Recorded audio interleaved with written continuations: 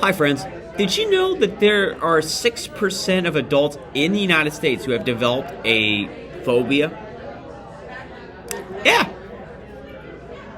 Study came out right before the pandemic, but I wonder if that number went up recently. Anyhow, so I think what we can understand from the readings for the 12th Sunday of Ordinary Time is that there's like this theme of like fear. And if we can, I can try to break this down to as best I could, but here's what I can offer for this week's reflection. I think a lot of us are scared, especially when it comes to defending the faith. I don't want to offend people. It's no excuse. What I would suggest is that could be an opportunity for you to maybe jump right in. And I'm not just saying I'm going to tell you this right now. Social media debates, whether it's Instagram, Facebook, Twitter, whatever, YouTube, whatever, suck. I really mean that. What I think we really need is authentic witnesses. We need people to bring the gospel to people where they are. And I say that because we need people to understand the authentic message. Now, it's easy, we could just Google it or whatever, or share it on the social media platforms. But what we need to do is we need to meet people where they are. Now, last week, we heard about the passage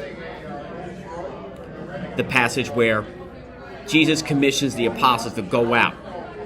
What we see here is that we kind of see the interesting part where let me put it this way. We jumped ahead a little bit because between the commission of the apostles and what we're seeing for this week's gospel is Jesus warns them that there's a persecution coming, and that he also hints about his pending crucifixion and what have you.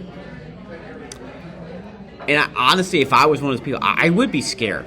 But you know what? It's all for God. Well, I think it's lacking in the Catholic Church is we're lacking authentic witnesses, especially when it comes to instructing people who are probably misinformed, ill-informed, or don't know very well about the church teachings, or even those who are poorly catechized. And we see them every time. They decide, oh, you know what? I think women have the right to choose, and things like that. And oftentimes, too, we can be tempted to just be just sit there like Mona Lisa and just put on this, fake smile. That's not how it works. If we are born Catholic, if we are raised Catholic, we're called to live as Catholics, and we are called to die as faithful Catholics. Are we going to be marginalized by everyone? It's happening now. Let's face it. It's imminent. The moment you step up to the faith. What the Catholic Church needs is your faithful witness. 45 years ago, the great son of Poland became Pope of the Catholic Church. And his reign will go on for almost 3 decades. But in his first homily as the Holy Father of the Catholic Church, St. John Paul II would remind us, be not afraid. Blah, blah, blah, blah. Be not afraid. The same 3 words are echoed. Be not afraid. Likewise, we hear this same phrase, or somewhere around those lines, 365 times in the Bible. That's kind of like, you look at your phone, and you get a reminder from the Hallow app or whatever saying, be not afraid, be not afraid, be not afraid. I think we need that reminder now more than ever, especially with everything that is happening in our society today. From the perpetual indulgence drag show, a so-called Catholic president of the United States condemning those who are doing great, yet people are celebrating evil and death. Not just him, but some of our Catholic public servants, of course. Catholic colleges compromising their identity.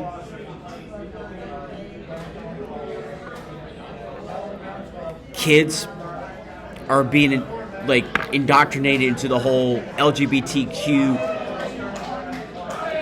devilish agenda.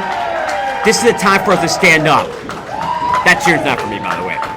But friends, let's not be afraid. Let us make a stand for our faith. If we are not afraid to proclaim Christ to others, let's proclaim it now. Let's not whisper it. Let's not keep it a secret. We have to proclaim it from the mountain's top or the roof. We want to shout from the top of our lungs that Christ is Lord, that I am a faithful Catholic and I'm not afraid to stand up for my principles. I am not afraid to vote according to my Catholic conscience. I am not afraid to stand up for the most vulnerable in our society, the born and unborn, life from womb to tomb. Are you ready to make that stand today, friends? Now is the time. Be not afraid, for God is with us. God bless.